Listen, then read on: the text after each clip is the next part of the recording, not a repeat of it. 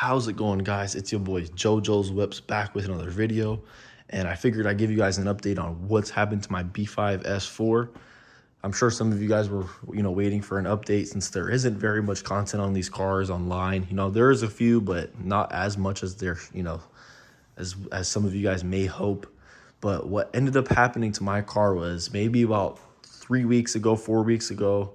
I was driving the car. I had me, my wife, and my two sons in the car. We were going to the store to get some stuff for my son's project, and we were about a mile away from home. Same situation as when I had broke the axle. When I had thought it was maybe the clutch, but because it gives clutch-like symptoms when the clutch goes out, but it ended up being an axle. But this time, I was approaching a stop sign and I heard a really loud knocking sound. So I was like, oh man, the rod finally ended up going. Because I've been chasing some debris in the oil pan the past couple months, ever since I had picked it up from the shop that I had it at. I had did an oil change as soon as I had picked it up from there the following day, and there was a bunch of debris in the oil, but we just couldn't figure out what it was. And but I'm pretty sure I figured out what it is now. I think it's my oil pump's going bad. But anyways, besides for that, so I figured that the rod finally, or a rod or rods decided to finally go. But it was kind of weird because I wasn't going fast in the car at all. The car was it was pulling good and everything.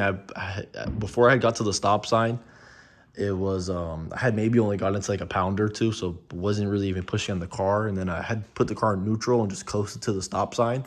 And as the RPMs were coming down, I started hearing a knocking.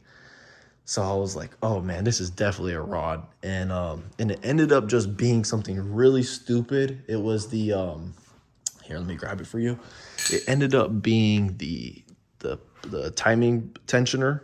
The bolt ended up snapping, which, let me see if I can find it. Oh yeah, here it is. It's right here. So as you guys can see, the bolt ended up snapping, which is a common problem I've seen with Volkswagens and Audis, since Volkswagen owns Audi. So the bolt ended up snapping completely, and as you can see right here, you can still see it broken into there.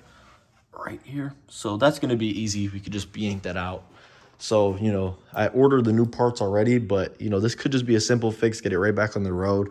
But when I dropped the oil pan, there was a couple little chunks in there. So I believe it's something maybe in the head that also broke. Maybe when I was driving it, this skip timing and something might have went wrong. So it's fine anyways. They got some 2.8 heads coming for it. And we're also going to be throwing this fluid dampener on it, which is, very good quality.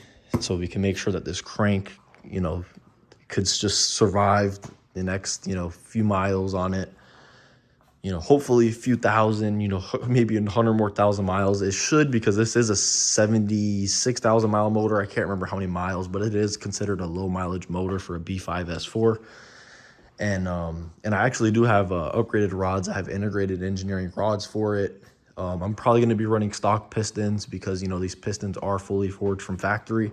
So it is going to be a 2.8 head car with rods, and, I have this, and then pretty much all supporting mods. I'm going to order a CSF radiator, and then I'm going to be running a Mishimoto external oil cooler to make sure everything's running good, and we can finally start turning the power up on the car, because this car was 100% stock.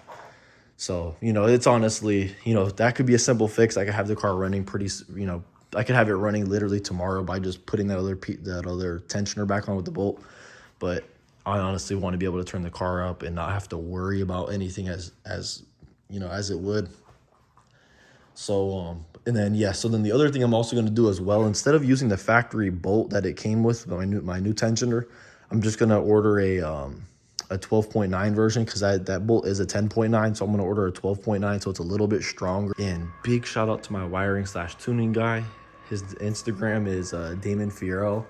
I'm going to put a picture of his Instagram right here, and then I'm also going to get his website, so you guys could hit him up if you guys. He also sells parts and whatnot, but he did all the wiring on the car as far as getting the car running, which, if you guys do not know, this car was impossible to find a wiring guy. I actually found him through a shop that I had used, but he did a phenomenal job. He was very good on as far as updates on timing. He got the car knocked out pretty quick. There was another shop I was going to take the car to, and they wanted like 3 times the amount he charged me, and and I wasn't gonna have any of the stock features on the inside. I would have had to switch everything to toggle, which I wanted to keep all the factory options this car has to make it, you know, as original as possible. And until you pop the hood, and then, you know, and then in there we got our Haltech Elite 2500 that fits in the stock ECU box. But yeah, big shout out to him. You know, if you're in Florida, he'll travel to you. I believe if you're in other states too, he'll travel, but I'm sure he'll probably have a travel cost on top of that, since he has to travel out of his way. But I do know he travels around to different countries and whatnot, doing wiring work as well. But yeah, everything's top notch. You know, very good quality. He also wired up the Haltech Elite, or the Haltech IC7 screen I have. But I'm pretty sure he could wire up anything. I had actually bought the premium harness from Haltech because that's what I was gonna have the car wired up with. But he uses all his own stuff. He has his own fuse box, his own relays, and whatnot. You know, this did look a lot cleaner up here. I had we're actually adding a couple, you know, sensors myself between me and my stepdad, because he used to be in Central Florida as well, but he actually ended up moving down to South Florida. So I was gonna have him try to see if he can come up and help me with a couple sensors, but me and my stepdad could honestly just do those couple more sensors we're gonna add, since it's not very hard.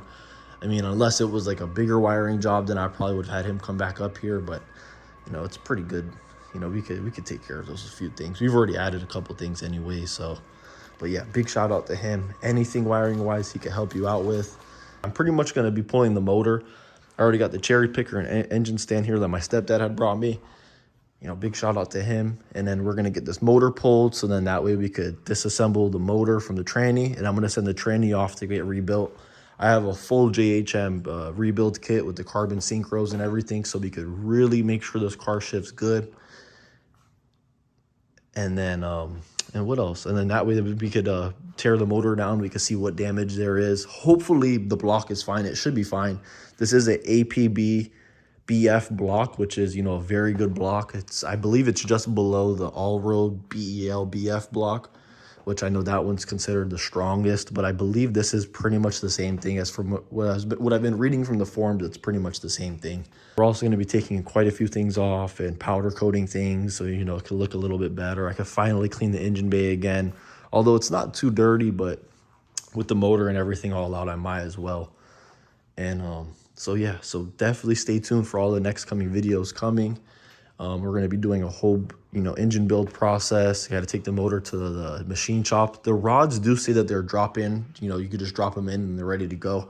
But I am going to balance them just for some extra reassurance. That way I know the crank's not bent at all, or, you know, just anything's not out of, you know, whack at all. I'm going to throw some new piston rings. Pretty much make it to where it's all brand new, except, you know, we'll just keep stock pistons, because I don't really see the point in spending the money on some pistons, since these ones are fully forged, and I'm not going to push the car too crazy. You know, hopefully, I'm hoping 650 we could put to the tires, and then, you know, on conservative, we could be mid fives, you know, which I'll be pretty happy with this car, since this is my first manual car. You know, I don't want to go too crazy with it just yet.